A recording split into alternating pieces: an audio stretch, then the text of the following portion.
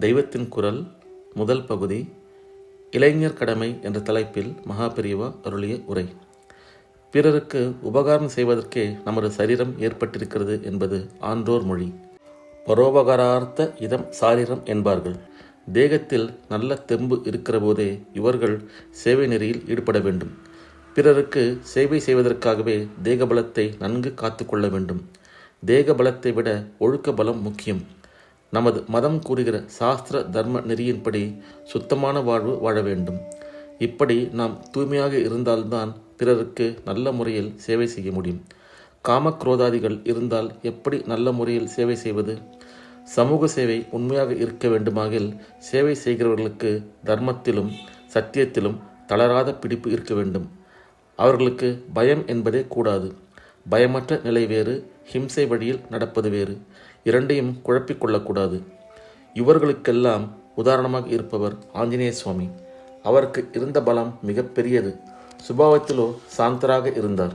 கோபித்து எழ வேண்டிய சமயத்தில் மகாவீரராக எழும்பி ஹதாஹதம் செய்தார். அவருடைய புத்தி பலம் பெரிது.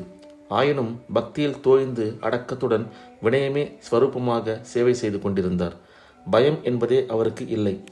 ஆனாலும் தாமாக ஹிம்சை வழியில் அவர் சென்றதில்லை. பிறருடைய ஹிம்சைக்கு எதிர்மருந்தாகவே தாமும் எதிர்த்தார். அவர் சொந்த நலனுக்காக பலத்தை பிரயோஜனப்படுத்தவில்லை. துர்பலருக்கு கொடியவரால் கஷ்டம் ஏற்பட்டால் தம் நலனையும் பொருட்படுத்தாமல் பலவினரை ரட்சிப்பதில் அஞ்சா நெஞ்சராக சேவை செய்தார். சிவாஜியும் இப்படிப்பட்ட ஓர் உதாரண புருஷர். ஆஞ்சநேயரின் அவதாரமாக மதிக்கப்படும் சமர்த்த ராமதாசன் அத்தியந்த சிஷ்யராக இருந்ததாலே சிவாஜிக்கு இப்படிப்பட்ட குணசம்பத்து இருந்தது. தேகபலம், அஹிம்சை, பயமற்ற நிலை இவற்றோடு சொந்த கஷ்டங்களை பாராட்டாமல் பிறரை காக்கும் பான்மையும் சேர்ந்தால் அது மிகப்பெரிய சீலமாகும். இதற்கே க்ஷத்ர தர்மம் என்று முன்னாளில் பெயர் சொல்லப்பட்டது. க்ஷதாத் கில திராயத்தே இது க்ஷத்ரம். பிறரை தீமையிலிருந்து காப்பதே க்ஷத்ரம் என்பது இதன் பொருள். இப்போது நம் நாட்டு யுவர்கள் இந்த க்ஷத்ர தர்மத்தை மேற்கொள்ள நிரம்ப அவசியம் இருக்கிறது. பலிஷ்டர்களை கண்டு பயப்படக்கூடாது. பலவீனர்களை வெறும் மிருகபலம் படைத்தவர்கள் கொடுமைப்படுத்தாதபடி சர்வத்தியாகம் செய்து காப்பாற்ற வேண்டும்.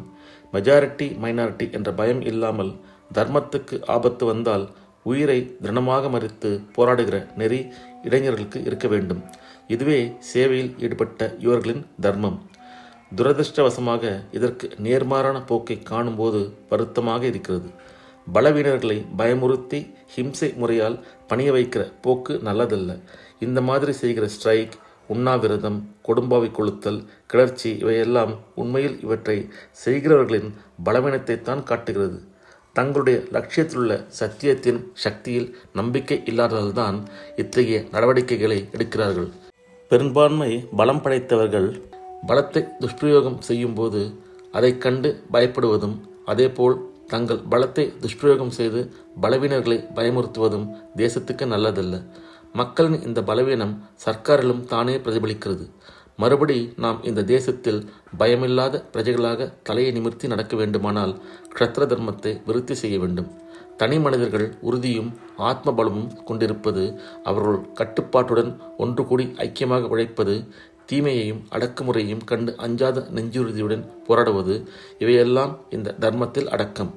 லோகக்ஷேமம் ஒன்றே லட்சியமாக கொண்டு இந்த தர்மத்தை நடத்தி காட்டினால் நாட்டின் ஒழுக்கம் மிக உயர்ந்த நிலை அடையும். அரசாங்கத்தின் தரமும் தானாகவே உயரும். ஓம் நம சிவாய. இளைஞர் கடமை என்ற தலைப்பில் மகாபெரிவா அருளிய உரை இத்தோடு நிறைவுற்றது. அடுத்த பதிவில் அஹிம்சா சோல்ஜர்கள் தேவை என்ற தலைப்பில் மகாபெரிவா அருளிய உரையை கேட்போம். ஓம் நம சிவாய. ஹரஹர சங்கர, ஜெய ஜெயசங்கர, காஞ்சி சங்கர, காமகோட்டி சங்கர.